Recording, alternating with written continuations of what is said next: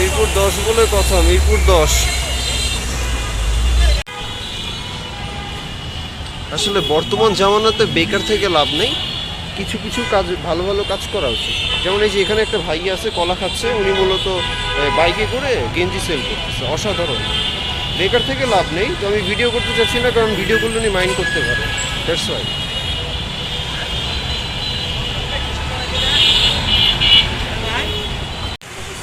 আসসালামু আলাইকুম।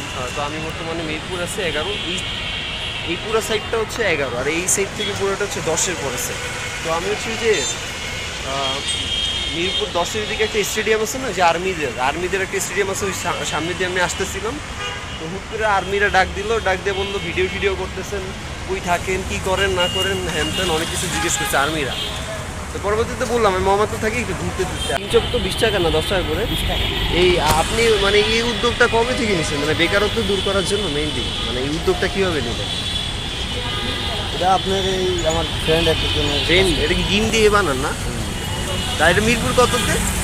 মিরপুর 10। মিরপুর 10। আসসালামু আলাইকুম মামা, ডিম বিক্রি করতেছেন? এই ডিম এটা কি কোয়েলের ডিম? কত করে এগুলো? 5 টাকা পিস। 5 টাকা পিস। এটা হচ্ছে মিরপুর 10 মেট্রো রেলের অপোজিট পাশে হ্যাঁ, ডিমের দোকান। 10 টাকা পিস? 5 টাকা। 5 টাকা পিস।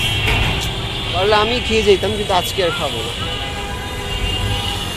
কোয়েলের ডিম, হাঁসের ডিম, মুরগির ডিম।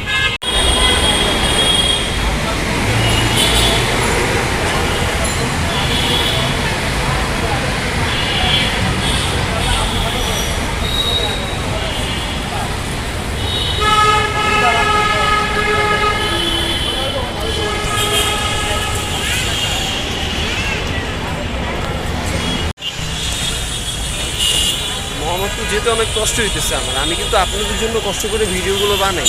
আপনাদের কিন্তু বেশি বেশি করে লাইক করতে হবে, শেয়ার করতে হবে, চ্যানেল সাবস্ক্রাইব করতে হবে, বেশি থেকে বেশি করে, কারণ আপনাদের জন্যই কিন্তু আমি কষ্ট করে ভিডিওগুলো বানাই।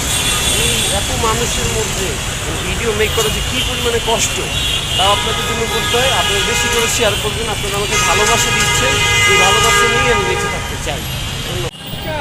এই জায়গাটার নাম কি? শেওড়াপাড়া। হ্যাঁ, শেওড়াপাড়াতে এসছি।